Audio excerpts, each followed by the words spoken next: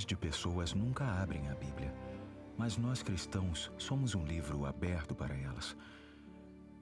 Mas será que elas leem em nós acerca de um Jesus Salvador e Protetor?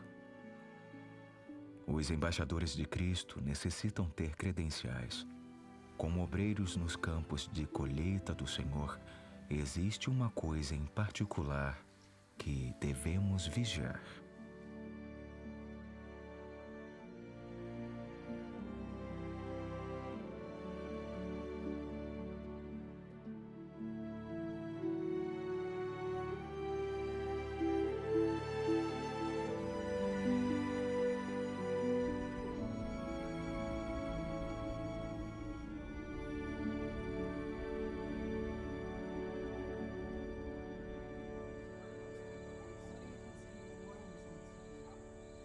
O guardião à porta do coração é chamado humildade.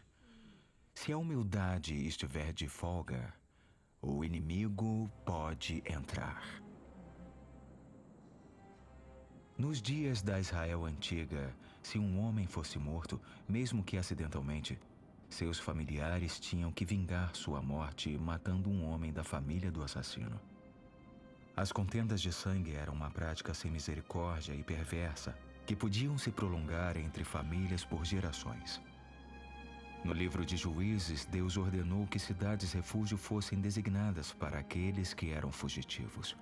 Um homem perseguido por um vingador poderia fugir para uma cidade-refúgio. Uma vez que estivesse dentro de seus portões, ele estava salvo. Uma destas cidades era a cidade de Hebrom. Durante um período descrito no segundo livro de Samuel, capítulo 3, houve uma guerra civil em Israel. Abner, que era primo do rei, havia matado um homem chamado Asael. O irmão de Asael, Joabe, prometeu vingar-se. Quando Abner chegou ao poço de Sira, Joabe enviou-lhe uma mensagem. בוכה, מתקרב!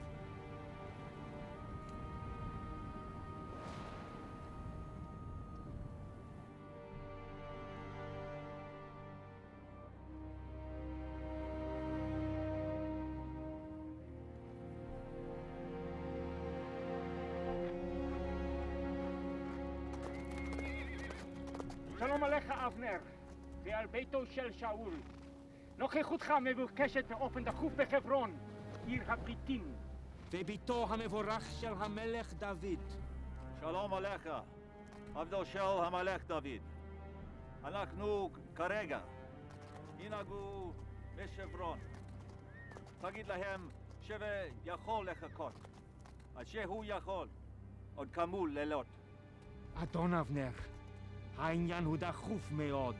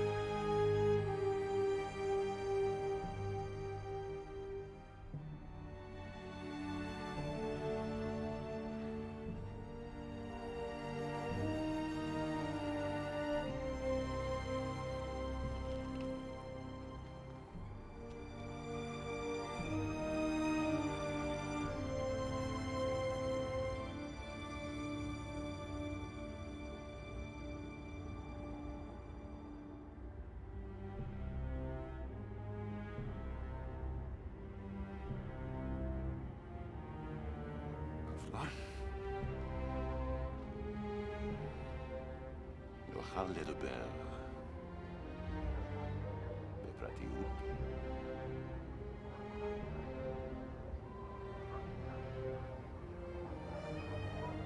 כרצונך.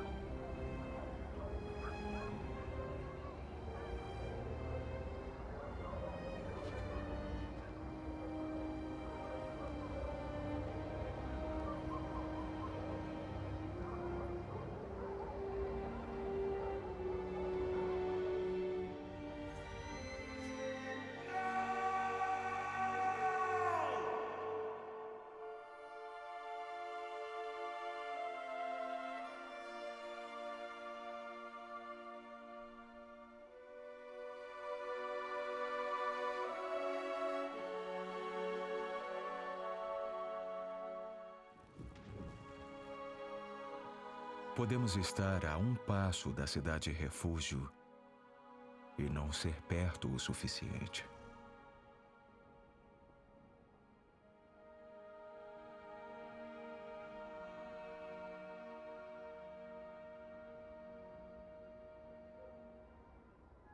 Essa triste história representa o perigo em que todos nós nos encontramos. Satanás está trabalhando incessantemente por sua destruição. Sua primeira tarefa é dar-lhe uma falsa sensação de força para que pense que nunca vai cair.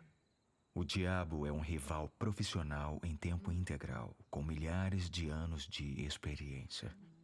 Não pode se igualar a ele, exceto com a ajuda de Deus. Você precisa do espírito de discernimento.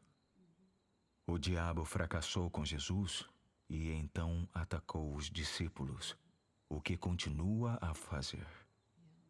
É fácil julgarmos os outros. Faz-nos sentirmos superiores a eles. Alguns dos melhores homens foram abatidos em batalha. Não despreze os que já caíram, mas diga a si mesmo: prossigo somente pela graça de Deus. O diabo distrairá enquanto ele avança.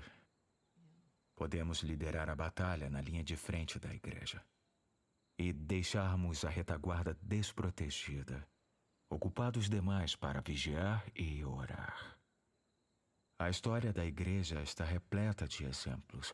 Os bispos governantes eram tão zelosos pela sã doutrina que acolheram a malícia em seus corações, de tal modo que os anjos da compaixão os deixou. Talvez estejamos preocupados com os espíritos territoriais nas nuvens, tentando os expulsar dos telhados, sem termos tempo para guardar a porta do nosso próprio coração.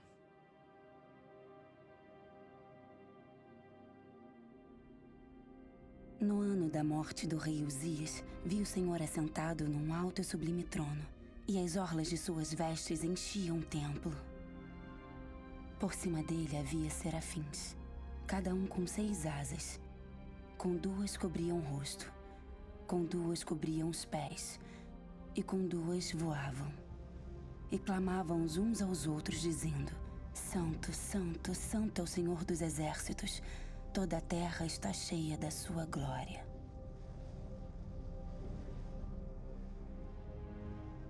Com 2 asas cobriam o rosto. Humildade. É uma imagem surpreendente. Poderosos serafins cobrindo suas faces em modéstia e clamando acerca da santidade de Deus. Eles mesmos eram santos, mas não mencionavam sua própria santidade. Clamavam: Santo, Santo, Santo é o Senhor dos exércitos. Também eram criaturas de deslumbrante esplendor e glória. Porém, tão pouco falaram acerca disto. Eles clamavam: toda a terra está cheia da sua glória. Eles cobriram a grande beleza e glória de seus próprios rostos, a fim de que o rosto de Deus fosse visto. Eles não se sobressaíam ao Senhor. Eles apenas falavam dele, atraíam a atenção a ele, e não a si mesmos. Este é o exemplo divino a todos os servos de Deus. Humildade de mente. Jesus disse de si mesmo que era humilde de coração. Lemos, ele humilhou-se a si mesmo. Por isso, Deus o exaltou sobremaneira.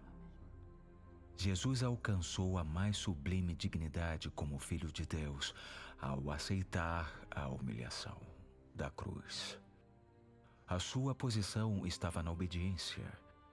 O mal iniciou-se com orgulho. A soberba, a arrogância e o orgulho são abomináveis aos olhos de Deus. Se os servos de Deus se tornam egoístas exibindo o seu serviço, isso enoja a Deus. A pregação do Evangelho não é um ramo do mundo do espetáculo. 3 livros da Bíblia dizem: Deus resiste ao soberbo. Deus valoriza muito a humildade. Isso não significa que devemos tentar ser menos do que nós somos. É o conhecimento de que temos todas as razões para sermos humildes aos olhos de Deus. Nos tornamos diante dele como pequeninos. Ele não pede nada de nós a não ser obediência. Foi assim que Jesus se humilhou. Jesus assumiu a forma de servo. Existe um tipo de humildade errado. Colossenses 2:18 e 23 refere-se àqueles que se rendiam à falsa humildade para adorar a anjos. A humildade dos cristãos é sempre nobre e nunca vergonhosa ou abjeta. Não nos arrastamos diante de Deus e nos chamamos de vermes. Deus não deseja que seus filhos sejam vermes. Os serafins eram modestos. Eles nunca falavam de si mesmos. É natural querermos ser apreciados, mas procurar por admiração é outra coisa, especialmente ao fazer a obra de Deus. Somente podemos fazer o que Deus nos capacita a fazer. Somente Deus é digno de louvor.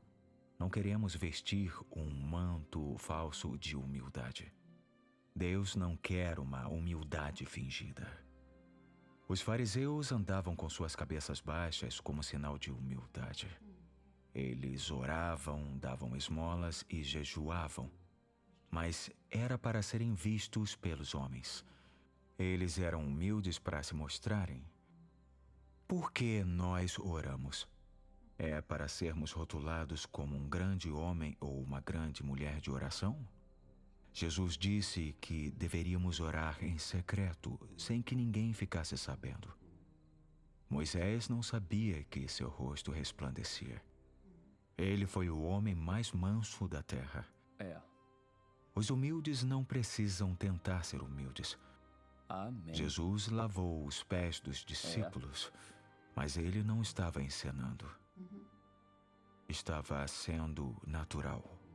Tiago 4:6 diz: Deus resiste ao soberbo, mas dá graça ao humilde.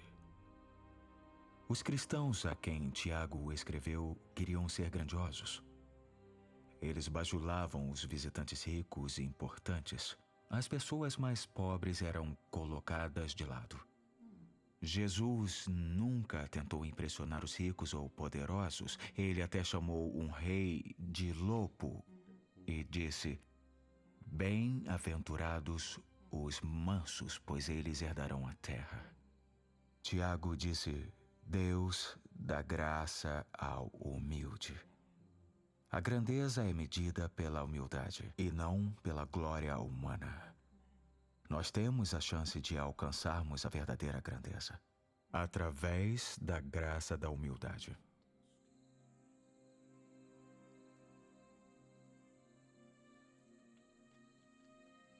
Vós sois nossas cartas, escritas em nossos corações, conhecidas e lidas por todos os homens.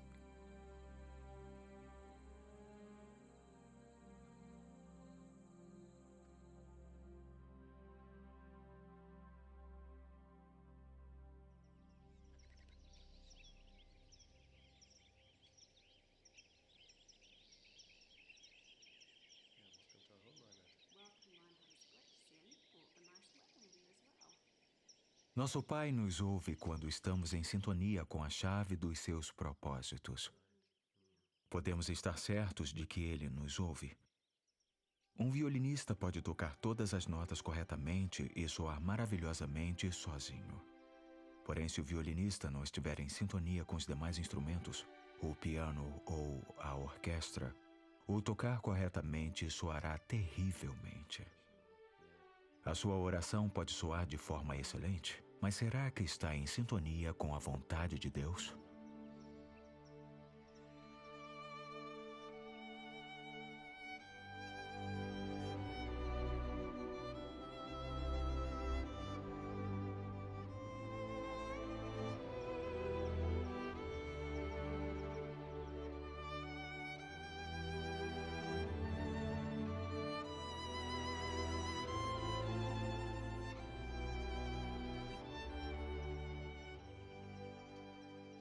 Os cristãos têm o mundo a clamar e a ganhar para Deus.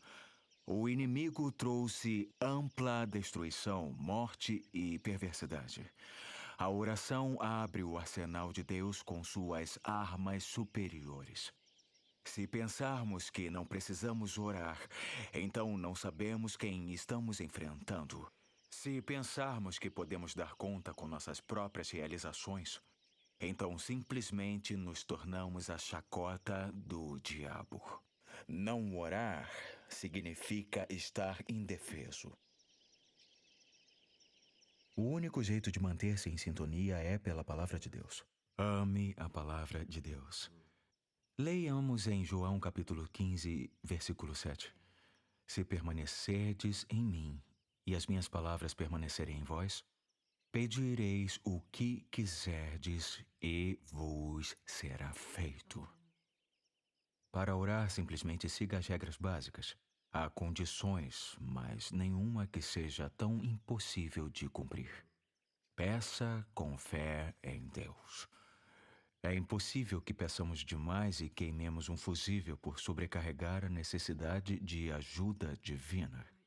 Pedi. Esta é a ordem de Cristo. E então você não pode estar fora da vontade de Deus por pedir, mas você pode estar se não pedir. Não venha de modo apologético como se estivesse pedindo inapropriadamente ou fora da vontade de Deus. Nosso dever é pedir a si mesmo e deixar Deus decidir como agir. Não aborrecemos, independente do que peçamos. Não podemos nos preocupar tanto com a vontade de Deus, de modo que nunca temos fé ou até mesmo nunca oramos. Consideramos ser um sinal de suprema piedade pedir somente o que Deus deseja, que até contradiz o que Jesus disse em João 15, 7. Pedi o que quiserdes e vos será feito. A intercessão sempre foi um ingrediente essencial ao nos prepararmos para nossas campanhas evangelísticas. Eu aprendi a importância da intercessão quando ainda jovem e de uma maneira que jamais poderia esquecer. Como jovem missionário na África, eu visitei uma certa base missionária.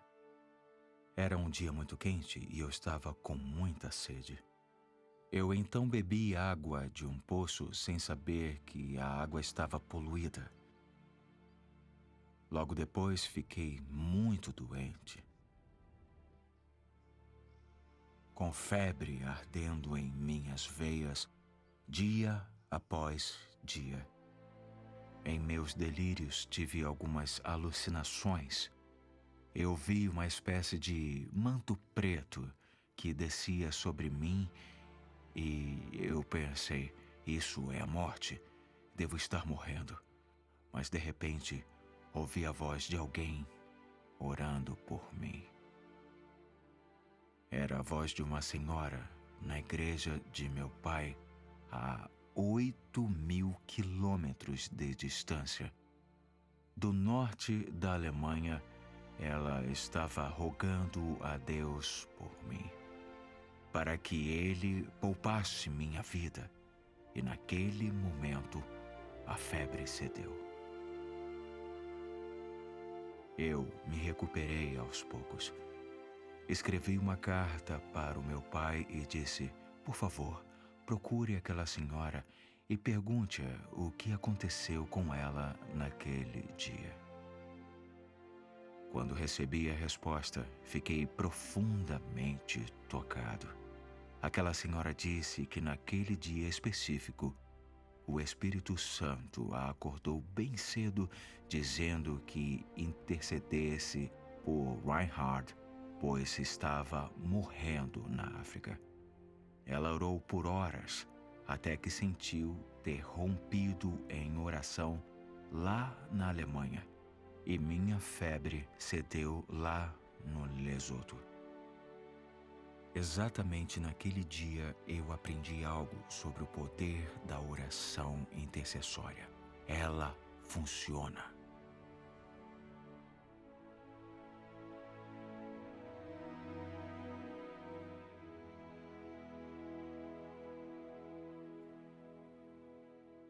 Deixem-me dar 4 pontos sobre os requisitos de um intercessor. Número 1. Um intercessor verdadeiro deve se posicionar entre os dois lados. Como já disse, conhecemos as pessoas, mas devemos também conhecer a Deus.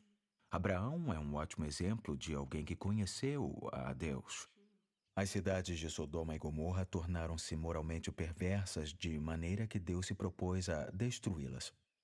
Ele disse: esconderei de Abraão o que hei de fazer? Quando Abraão se inteirou que as 2 cidades iam ser destruídas, ele então pleiteou com Deus pelas 2 cidades e se esforçou ao máximo para salvá-las. Ele era qualificado, pois ele conhecia a Deus e as cidades. Ele foi chamado de amigo de Deus. Por quê? Tiago disse: Abraão creu em Deus e isso lhe foi imputado por justiça. E ele foi chamado de amigo de Deus. Os crentes devem ser seus intercessores. Isso é o que as Escrituras querem dizer com ser amigo. Jesus disse: não mais os chamarei de servos, mas os chamarei de amigos, pois eu lhes dei a conhecer de tudo que ouvi de meu Pai.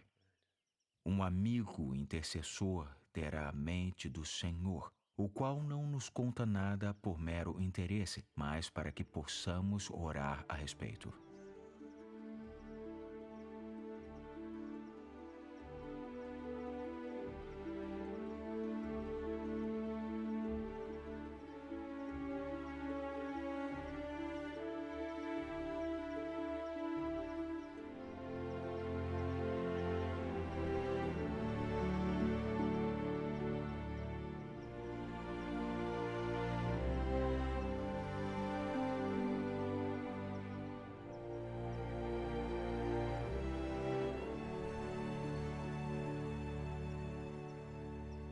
Número 2.